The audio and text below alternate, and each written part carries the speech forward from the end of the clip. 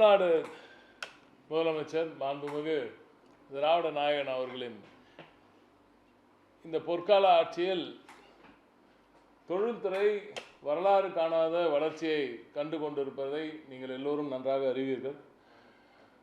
ஒவ்வொரு நாளும் திராவிட நாயகன் அவர்களின் புதிய திட்டங்கள், புதிய பாலிசி வழியாக தமிழகத்தை நோக்கி ஒட்டுமொத்த உலகத்தின் முதலீட்டாளர்கள் அனைவரும் படையெடுத்து வருகிறார்கள். இதில் நம்ம பல செக்டரில் நம்பர் ஒன்னாக ஏற்கனவே திகழ்கிறோம். உங்களுக்கெல்லாம் நல்லா தெரியும்.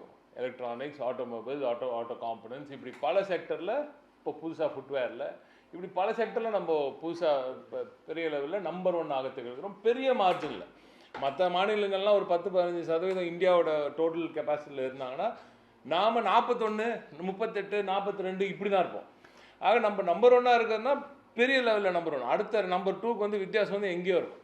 அப்படி ஒரு மகத்தான வளர்ச்சியை தமிழ்நாடு கண்டு கொண்டு இருக்கிறது. இந்த 4 ஆண்டில் ஏறத்தாழ 1.5 வருஷமாக ரொம்ப ஃபோக்கஸ்டாக இதில் பிளான் பண்ணி இப்போ ட்ரை பண்ணிகிட்டே இருந்ததில் இன்று ஒரு மகத்தான ஒரு செய்தி, உண்மையாகவே ஒரு மகிழ்ச்சிகரமான ஒரு செய்தி வந்திருக்கிறது.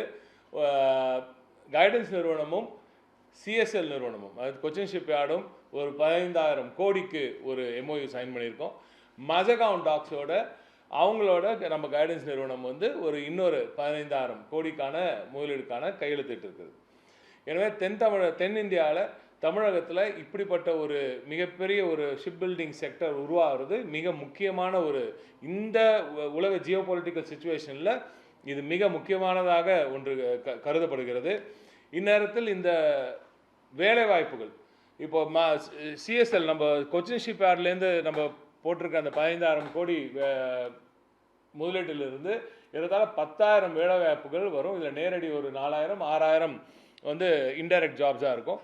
அதே போல் மஜகாவோட போட்டிருக்க அந்த 15,000ல் 45,000 வேலை வாய்ப்புகள் உருவாகும். இதில் நான் ஒரு ஏறத்தாழ ஒரு அந்த ஒட்டுமொத்தமாக பார்த்தீங்கன்னா 55,000 வேலை வாய்ப்புகள் இந்த பகுதியில் உருவாகுது. இது ஏன் இவ்வளோ ஹையாக இருக்குன்னா, ஷிப்பிங்கில் பொதுவாக, ஷிப் பில்டிங்கில் பொதுவாக பார்த்தீங்கன்னா அந்த எக்ஸ் ஃபேக்டர், அந்த மல்டிப்ளையிங் ஃபேக்டர் அதிகம். ஒரு வேலை ஒரு கோடி ரூபாய் இன்வெஸ்ட் பண்ணால் அது எத்தனை எக்ஸ் நம்பர் ஆஃப் ஜாப்ஸ் ரொம்ப அதிகமாக வரும். ஏன்னா ஒரு ஷிப் கட்டுறது, ஒரு கப்பல் கட்டுறதுனா வெறும் அயன் ஸ்டீல் வச்சுட்டு கட்டுற ஒரு விஷயம் இல்லை. இதில் பல இன்புட்ஸ் போகும்.